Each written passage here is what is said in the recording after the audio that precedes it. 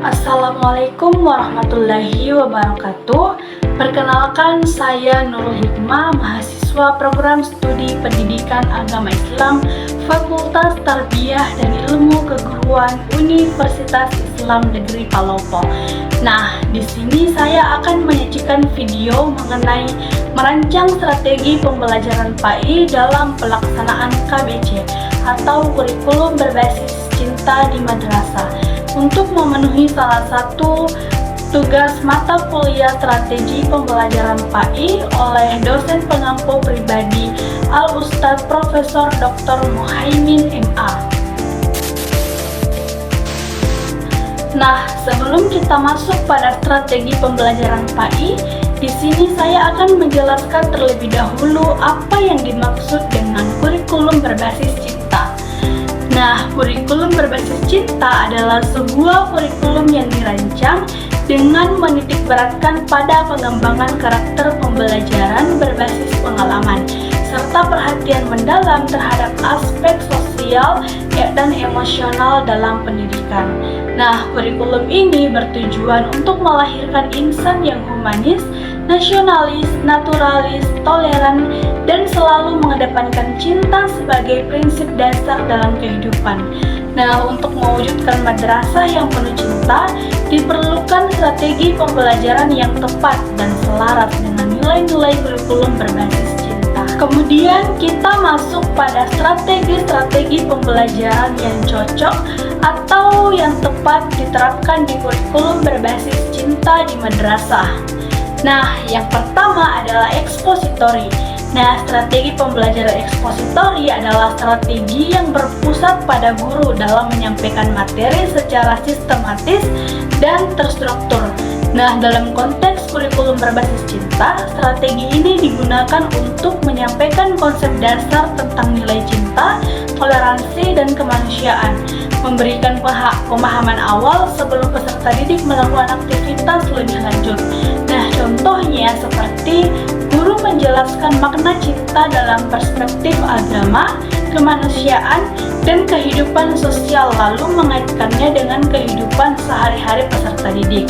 Nah, strategi ini efektif apabila disertai dengan bahasa yang lembut, penuh empati, dan tidak menghakimi, sehingga peserta didik merasa aman dan dihargai. Nah, selanjutnya yang kedua, strategi pembelajaran kognitif. Nah, strategi pembelajaran kognitif menekankan pada proses berpikir peserta didik, seperti memahami, mengingat, menganalisis, dan menarik kesimpulan.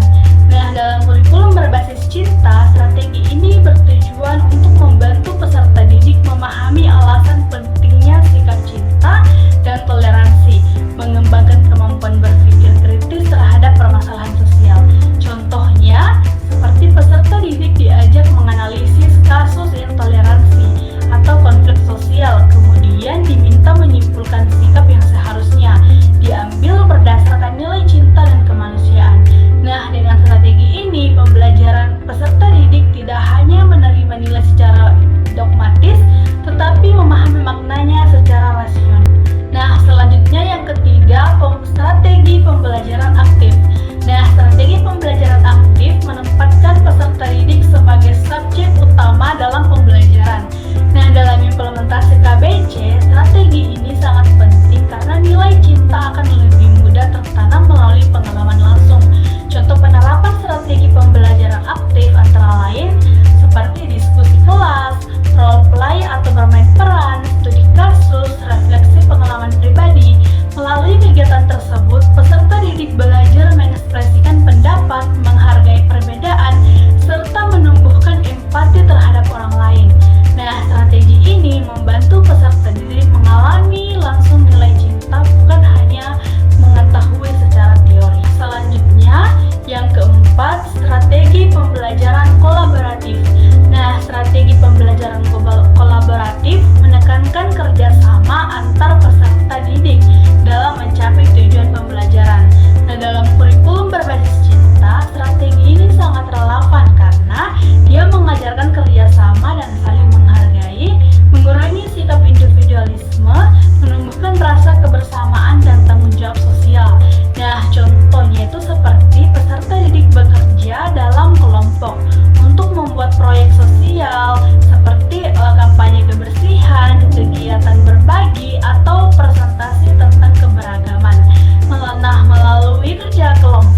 peserta didik belajar menyelesaikan perbedaan pendapat secara damai dan penuh kasih.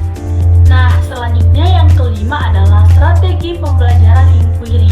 Nah, strategi pembelajaran inquiry mendorong peserta didik untuk menemukan pengetahuan melalui proses bertanya, mencari, dan menyelidiki.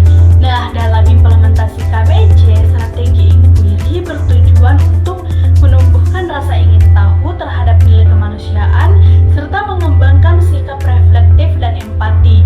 Nah, contohnya itu seperti guru mengajukan pertanyaan seperti mengapa sikap toleransi penting dalam kehidupan bermasyarakat, atau bagaimana dampak kebencian terhadap keharmonisan sosial.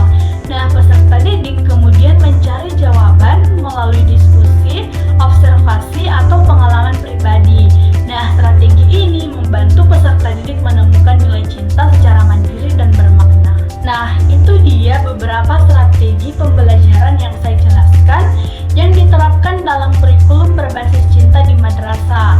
Nah, adapun strategi pembelajaran yang paling tepat dalam implementasi kurikulum berbasis cinta adalah strategi pembelajaran aktif dan kolaboratif yang dipadukan dengan pendekatan reflektif. Nah, strategi ini memungkinkan peserta didik mengalami, mempraktikkan, dan memaknai nilai cinta secara langsung dalam proses pembelajaran, sehingga madrasah dapat benar-benar menjadi lingkungan yang penuh kasih sayang, toleransi, dan kemanusiaan. Nah, sebagai penutup, dapat disimpulkan bahwa implementasi kurikulum berbasis cinta menumbuhkan strategi pembelajaran yang tepat dan beragam. Nah, strategi pembelajaran ekspositori, kognitif, aktif, kolaboratif, dan inquiry dapat saling melengkapi dalam menanamkan nilai cinta, toleransi, dan kemanusiaan kepada peserta didik. Nah, dengan penerapan strategi tersebut, madrasah diharapkan mampu menjadi lingkungan belajar yang aman, harmonis, dan penuh kasih sayang. Nah, dengan demikian penjelasan yang dapat saya sampaikan, semoga bermanfaat. Wassalamualaikum warahmatullahi wabarakatuh.